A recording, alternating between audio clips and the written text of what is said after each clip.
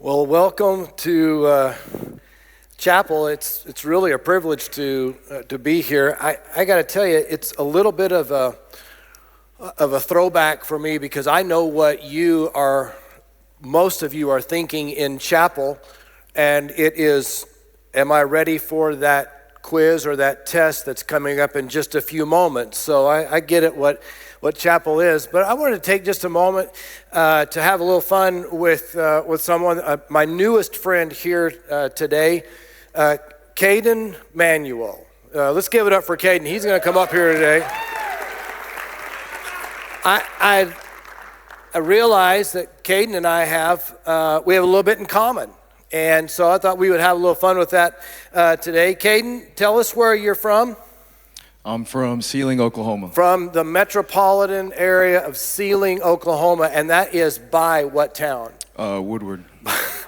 Okay, so whenever you're by Woodward, you know that's you're way out in the middle of not much, right? Yeah. But here's something that you and I have in common, and that is we both are from small towns and went to really small schools. Now, my graduating class in high school was 42 people, and we actually set a record for that. Was the largest class. Now, your graduating class was 21 plus a foreign exchange student. 21 plus, so that would make it still 22, right? In Sealing, that's how they do math. Okay, just wanted to make sure. So I just wanted to just take a few moments as we start this morning, just to acknowledge that there's just a myriad of experiences and backgrounds that are represented here. Some of you came from huge high schools, and you're like, 42 or 21. I had more than that in any of my classes that I just took, and now, the graduating class. But we had some things that we were able to do in a small town, small school, stuff that we probably don't get to do in other areas. So I just thought we'd play this game. I don't know anything about Caden. I just met him this morning. We're going to play this little game called Two Truths and a Lie. And Caden, you're going to go first. And you're going to tell me two truths and a lie, and I'm going to guess the lie. Okay? So you get to go first. Okay. So my first one is I watched one of my classmates get chased through a wheat field behind our school and arrested during school. You watched some classmates get chased through a wheat field and got arrested. Yes. Okay? My second thing is I crashed my truck into the local Sonic. Into the local Sonic. Mm-hmm. I'm guessing that probably made the news if the Sonic gets messed up. Yeah. So, okay. And then my third one is I've helped castrate pigs before. My man. So, okay. You've helped castrate pigs. You ran into a Sonic. Okay, I'm going to guess that you did not see students get arrested in a wheat field. I actually did. You did see yes, that? I did. Were you one of those students? No, I wasn't one of those students. Okay, all right. So what's the lie? The lie is I crashed my truck into the Sonic. Okay, but you did castrate pigs. Yes, I did. Yes, okay, good. Okay, so here's mine. Okay. This is actually kind of amazing how this is working out. Here's my three. Number one is I actually I set a school record for free throws. Made a free throw record at my varsity basketball. I drove a truck through a field chasing jackrabbits, and I entered a pig in the county fair. I'm going to say you didn't break that record. I gave you an opportunity. I mean, I'm wearing my high school color basketball shoes today. Yes, I did. I set a record. You broke the record. Here's the lie. I did not drive a pickup through a field chasing jackrabbits. I drove my car through a field chasing jackrabbits. Okay, let's give it up for Caden. And Caden, just for a way to say thanks, here's some Hollywood money for your. Do you have a date, by the way? No, I don't. So Caden is available for Heart Pal. No. I mean, it just seems like this could be providential. Somebody somehow needs to make a connection there. So whenever I was in high school, we can do things in a smaller school that you can't do, in other schools, and we just had fun being involved in everything. And I did enter a pig in the county fair. In fact, it was such a dismal disaster that the next year I bought a whole pig farm, and that was an equally big disaster. But Caden, I never castrated a pig, so we got I don't know how that worked out, but anyway. So one day I was, when I was preparing, I was, raising this pig and making sure everything was fine. It was a hot summer. It was in the 80s, back in the 80s, and I had just finished working out at the school, and I went over. I had to take care of the pigs and feeding them, make sure they had water and everything. And I'm wearing my 80s loose shorts. Please scrub that image from your mind if you're looking up here, but I'm in these loose shorts, and I got my pig that's in a pig pen, and then there's this large gated area around barbed wire fence, and so it's all kind of secure in there. It was a really hot day, and so I went to give my pig some more water. Whenever I reached over to grab this extra trough that was outside the pig pen, went to throw it inside the pig pen, and whenever I did, this anaconda came out. Not an anaconda, but in the moment, it sure seemed like it. And it just kind of came unraveling everywhere. Now I'm freaking out.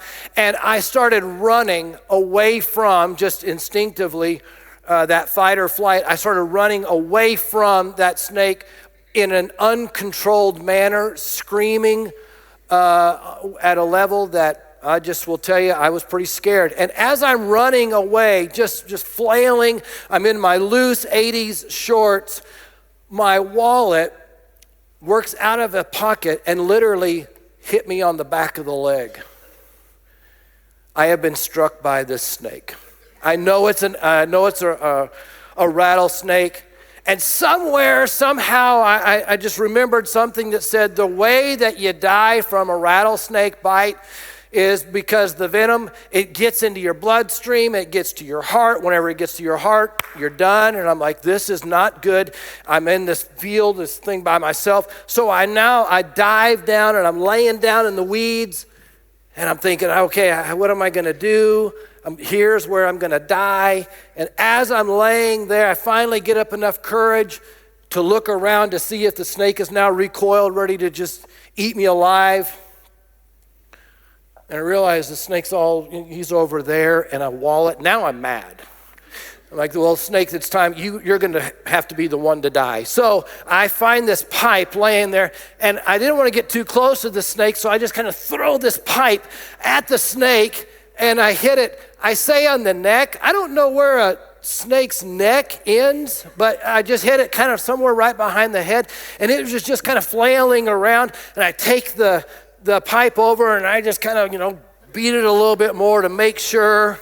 Now I've got this dead snake, and it ends up not being a rattlesnake. It's a bull snake, which is a really good kind of snake to have around, eats rattlesnakes, but it scared me, and it deserved to die. So now I got this dead snake, and I'm like, well, this is a fun opportunity. What can I do with a dead snake? And I just thought it was logical. I took the dead snake home after I took care of the pigs, and took the snake back to my house, coiled it up because it looks just like a rattlesnake, coiled it up on the front porch of my house. And whenever my mom got home from work, I just thought, well, that'll be a wonderful greeting for her to see that there. And she didn't think it was that funny. I don't know why, but she wasn't that impressed with it. Here's 3 things that I learned that day. 1, 80s jogging shorts should be banned from forever. 2, moms don't like to see dead snakes coiled up like rattlesnakes on their front porch. But the 3rd thing I learned that day, I learned the meaning. I learned the action. Something happened within me that reminded me and taught me at a deep measure that day what it means to flee,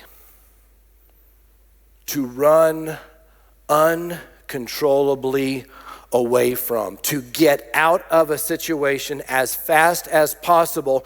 Don't examine, don't check it out, don't kind of see, I wonder if this is dangerous or not. Whenever there's something in your brain that says, this is dangerous, this is not a good situation, this could harm you, don't flirt with it, don't try to see, let's just kind of hang around a little bit. Get out of the situation as fast as possible.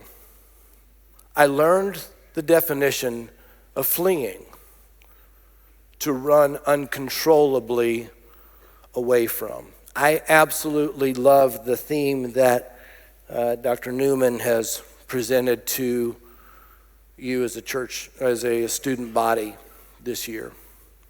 He leads me.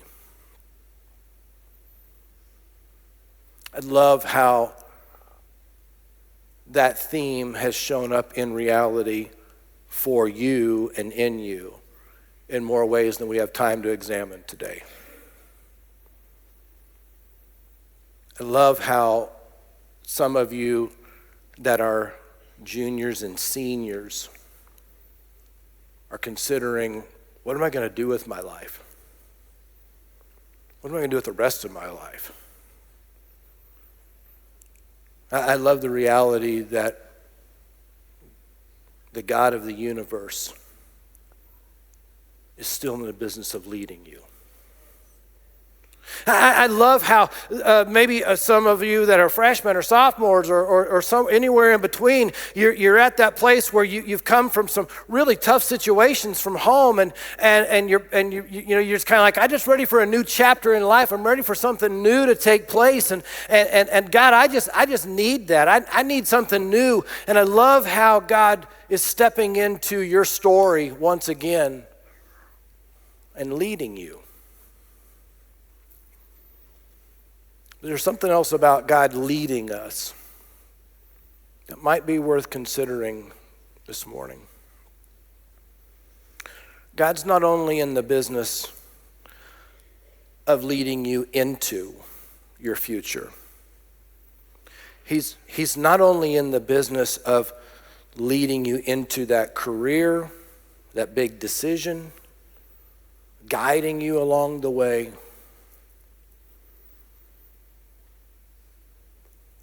He's in the business still of leading you out of. He's in the business of leading you away from that which can absolutely destroy and jeopardize and sabotage all the good that he has in store. He's in the business of leading you away from destruction as well. Don't flirt with destruction. Don't flirt with temptation. When there's something that kind of clicks in your spirit, or something that clicks in your brain, man, I don't think this is God's best. Don't stand there and stare at it. Flee uncontrollably away from. Whenever Paul was writing to his protege, he's pouring into Timothy and all the good things that he's telling Timothy. He reminds Timothy at one point, flee the desires when you're young, flee those evil desires. Pursue righteousness, faith, love, and peace. He writes to the church in Corinth and he says, now I understand that temptation is going to happen, but no temptation is going to seize you except what is common to man. And God is faithful. He won't let you be tempted beyond what you can bear, and he will provide a way out. And you know how he provides a way out? He says, I'm asking you to flee uncontrollably away from that which will destroy you spiritually and even otherwise. Jesus is teaching his disciples some baseline points on make sure these are parts of your prayer life. And he gets to that point and he says, and pray this as well. God, Father, lead me, not into temptation, but deliver me from evil. And you know how God delivers you and I from evil? It's not some magical thing that takes place. What he does is he gives you and I the courage, the awareness, and the quick thinking to say, this is temptation. This is not going to help me. So I'm going to get out of it. I work with people who have been privileged to be a pastor for a really long time now. Not only in the church world, but in my private practice, I work with individuals of all ages, helping them overcome various addictions and various setbacks in life. And you know one thing that I've never heard any of them say? I've never heard anybody say, man, I'm glad I hung around that temptation. I'm glad I just never really thought much about it, and it never really had a problem. But I can't tell you how many times I've heard the story. It started way back then, and I didn't think it was any big deal. Everybody else does it. I mean, it's common practice. But somewhere along the way back then, it got a hold of me. Got a hold of my mind, got a hold of my perception of life. It started twisting my sense of reality. It started affecting the way that I even view myself, and I even think about others, and it even started affecting the way I thought about God, and it just kind of, I don't know, Jim, it just kind of snowballed, and I found myself in believing some things and considering some things and doing some things, and it set some things in motion that I never would have dreamed would have had that kind of stranglehold over me. And it all started when I stared at temptation and I didn't run. A prayer for you today in this season of your life is that you will learn the spiritual discipline and the freedom that comes from fleeing temptation, to run uncontrollably away from. It will take courage. It will require decisions that others won't make. But it'll pay dividends